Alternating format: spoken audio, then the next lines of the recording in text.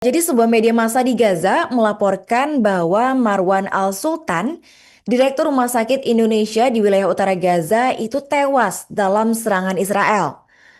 Menurut laporan dari media luar, ia ini gugur bersama istrinya dan beberapa kerabat lainnya saat rumahnya ini di kawasan Gaza terkena serangan.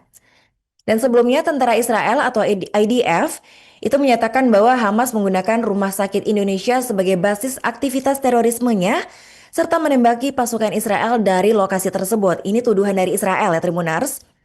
Nah, kondisi rumah sakit Indonesia sendiri sudah kosong melompong setelah dikosongkan oleh IDF beberapa minggu lalu dan kini sudah tidak beroperasi lagi. Direktur Rumah Sakit Indonesia di Gaza tersebut juga dikabarkan menjadi salah satu sumber informasi utama tentang kondisi warga Palestina di wilayah konflik.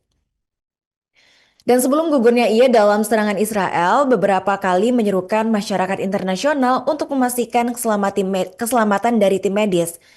Seruan itu digencarkan oleh Marwan, terutama saat Israel ini mengepung dan menyerang rumah sakit Indonesia di Gaza secara brutal.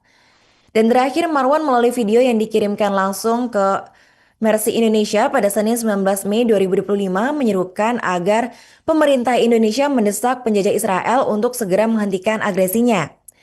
Dan di dalam video tersebut, Marwan juga meminta agar pemerintah Indonesia itu mendorong pihak-pihak terkait agar Israel memberlakukan gencatan senjata di Gaza. Dan pada saat ia mengunggah video tersebut, Marwan ini diketahui masih bertahan di Rumah Sakit Indonesia bersama relawan di Indonesia dan sejumlah staf lainnya.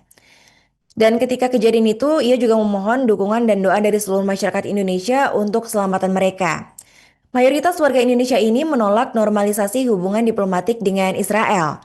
Sementara itu, warga Indonesia masih menunjukkan sikap antagonistik terhadap Israel dalam survei terbaru lembaga survei Median. Melalui riset terbaru, Median mengungkap respons warga negara Indonesia terhadap pernyataan Presiden Republik Indonesia Prabowo Subianto tentang kemungkinan pembukaan hubungan diplomatik dengan Israel dengan syarat pengakuan status negara terhadap Palestina. Dan berdasarkan survei yang dilakukan pada 12 hingga 18 Juni 2025 kemarin, melibatkan 907 responden dari 38 provinsi yang menggunakan kuesioner berbasis Google Form untuk menjangkau pengguna media sosial sebagai target utama. Responden diberi 3 pilihan pernyataan terkait kebijakan luar negeri Indonesia dan hasil menunjukkan bahwa 74,9% peserta survei menolak keras pembukaan hubungan diplomatik atau pengakuan terhadap Israel. Sementara 20,7% lainnya setuju dengan syarat tertentu dan hanya 0,9% yang mendukung normalisasi tanpa prasyarat. Direktur Eksekutif Median Riko Marbun menjelaskan bahwa penolakan mayoritas mencerminkan bahwa sikap kuat masyarakat Indonesia terhadap isu Palestina. Temuan ini menjadi cerminan dinamika opini publik di tengah tekanan internasional terkait kebijakan luar negeri Indonesia. Meski pemerintah memiliki ruang diskresi untuk menentukan arah diplomasi, resistensi masyarakat terhadap normalisasi hubungan dengan Israel masih dominan, terutama dalam konteks dukungan terhadap kemerdekaan Palestina. Download Tribun X sekarang, menghadirkan lokal menjadi Indonesia.